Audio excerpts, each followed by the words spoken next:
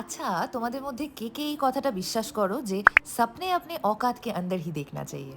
বা এই যেমন বামন হয়ে চাঁদে হাত বাড়ানো উচিত না। আচ্ছা, আমি কিন্তু একেবারেই এসব কথা বিশ্বাস করি না। তুমি স্বপ্নই যদি লিমিটের বাইরে না দেখলে, তাহলে তুমি জানবে কি করে যে তোমার ধারণার বাইরের পৃথিবীটা কিরকম? আর এই ধরনের কথা আমার মনে হয় আমাদেরকে নিজের ট্রু পোটেনশিয়াল থেকে দূরে রাখে। তাই আর যাই হোক স্বপ্নটা নিজের ক্ষমতার বাইরেই দেখা উচিত। আমি ছোটবেলায় আমার ছোট্ট ঘরের বিছানায় শুয়ে ভাবতাম, আচ্ছা আমি কি কোনোদিনও আমার দেশের বাইরেটা দেখতে পাবো? I'm here. বাইরের দেশ কেমন হয়, ওখানকার লোক কেমন হয়, এগুলো কোনোদিনও ঘুরে দেখে আসতে পারবো? নাকি এটাই আমার গণ্ডি? আর এই গণ্ডি থেকে বুঝি আমার বেরোনো মানা? কিন্তু ভাগ্যিস লোকের কথায় স্বপ্ন দেখাটা আমি ছেড়ে দিইনি। আর কেউ আমায় বলেছিল, মঞ্জিল উनको मिलती है जिनके सपनों में जान होती है, पंखों से नहीं हौसलों से उड़ान होती है। মানে শুধু ডানা থাকলেই উড়তে পারা যায় না, উড়তে গেলে উড়ে দেখার সাহস লাগে।